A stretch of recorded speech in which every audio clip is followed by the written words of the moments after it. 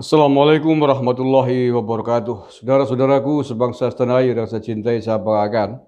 Tidak pakai lama setelah sampai di Indonesia, Presiden Turki Pak Erdogan atau Pak D Erdogan atau Paman Erdogan langsung mengadakan pertemuan bilateral dengan Presiden Jokowi dan menghasilkan kesepakatan dagang yang luar biasa senilai 68,4 triliun rupiah.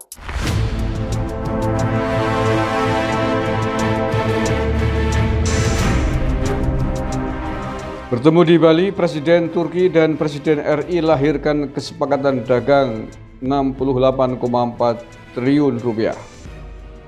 Luar biasa, mantap.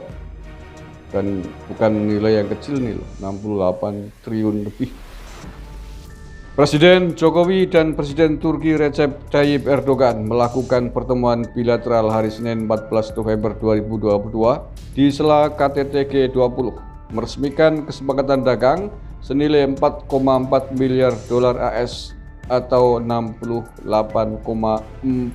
triliun rupiah seperti dinyatakan secara tertulis oleh Duta Besar Republik Indonesia untuk Turki, lalu M. Iqbal pada hari Senin ini. Nilai itu datang dari dua kesepakatan bisnis senilai 3,2 miliar US dollar infrastruktur jalan tol dan 1, miliar US dollar pembangunan bus listrik atau total 4,4 miliar US dollar. Kesepakatan memproduksi bus listrik ini dilakukan oleh pabrikan bus listrik Karsan dari Turki dengan PT Skamindo Perkasa atau Pedo Group. Kesepakatan kedua adalah antara PT Hutama Karya dengan kontraktor asal Turki, ERC Inşaat. Kontraktor Turki ini sepakat untuk melakukan pembangunan di ruas jalan tol Trans Sumatera. Penandatanganan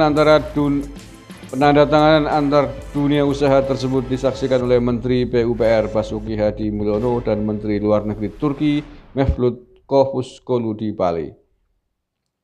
Sementara itu, Duta Besar Republik Indonesia untuk Turki lalu M. Iqbal dalam pernyataan tertulisnya mengatakan ada sejumlah kesepakatan penting antar dunia usaha yang selama ini kita dorong dan sudah dalam proses finalisasi.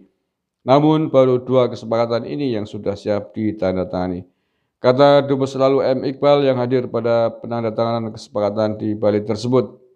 Sementara itu di bidang pemerintahan, kesepakatan antara pemerintah Indonesia dan pemerintah Turki yang ditandatangani antara lain penandatanganan kerjasama di bidang pertahanan, kerjasama lingkungan hidup, kerjasama kehutanan, kerjasama riset teknologi dan inovasi, serta kerjasama bantuan kerjasama pembangunan. Terkait KTT G20, Presiden Jokowi menyampaikan apresiasi kepada Turki yang terus berkontribusi agar G20 tetap dapat bekerja. Terima kasih atas kehadirannya di KTT G20. Bagi Indonesia, G20 harus dapat menghasilkan kerjasama konkret, kata Presiden Jokowi, seperti dikutip dari Sekretariat Kabinet. Sebagai dua pimpinan dunia yang sama-sama menaruh perhatian kepada upaya penyelesaian konflik Rusia-Ukraina, kedua presiden juga bertukar pikiran mengenai apa yang dapat dilakukan bersama untuk mencari solusi damai dan untuk mencegah dampak negatifnya secara global, khususnya terhadap keamanan pangan dan energi. Terkait hubungan bilateral, Presiden Jokowi mendorong kedua negara terus mengupayakan perundingan perjanjian kemitraan ekonomi komprehensif SEPA, yang di dalamnya mencakup kesepakatan perdagangan besar, memintanya segera diselesaikan.